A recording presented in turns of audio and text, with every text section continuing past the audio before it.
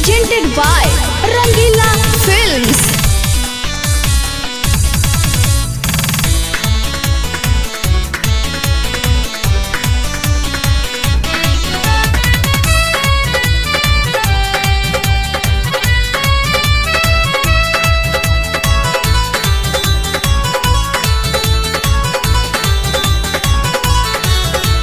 जहिया से गईलू ससुराल गोरी निक नहीं लागे खाना हो। जहिया से गईलू ससुराल गोरी निक नहीं लागे खाना हो।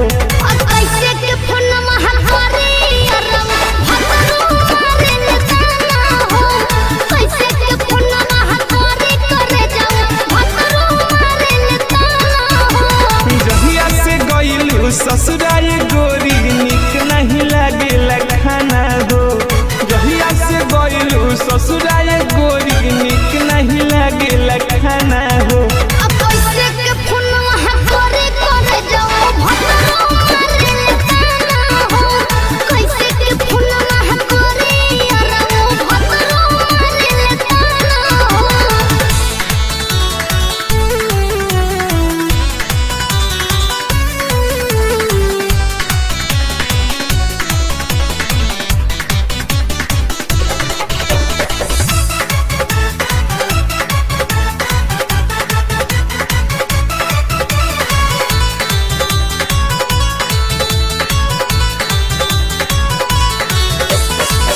रातों दिन रानी तहरा बारे में सोचिले, अपने ही गामा से लोरे अपन पोछिले।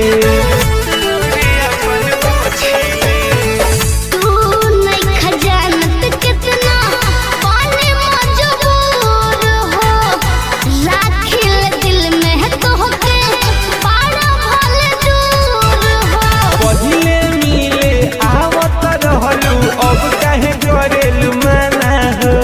पहिले मिले आवत रहलू अब काहे करेलू मना हो।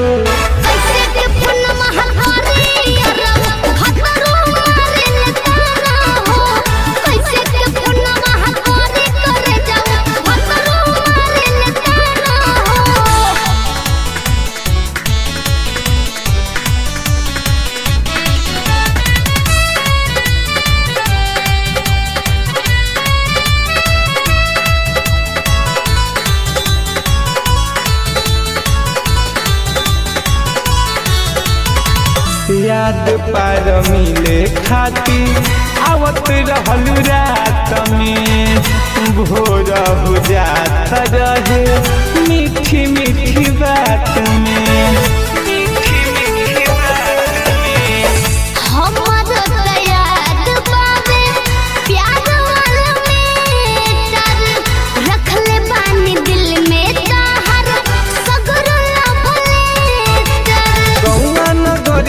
दिन दुपहरिया घूमी बन के दीवाना हो।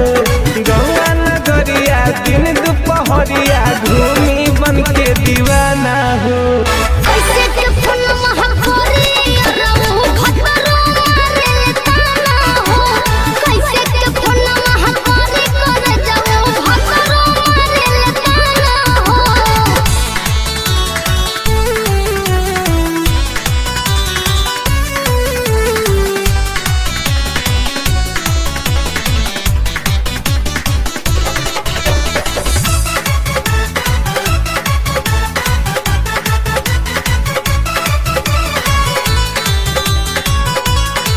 Mixed by Rangila Recording Studio, Mirganj।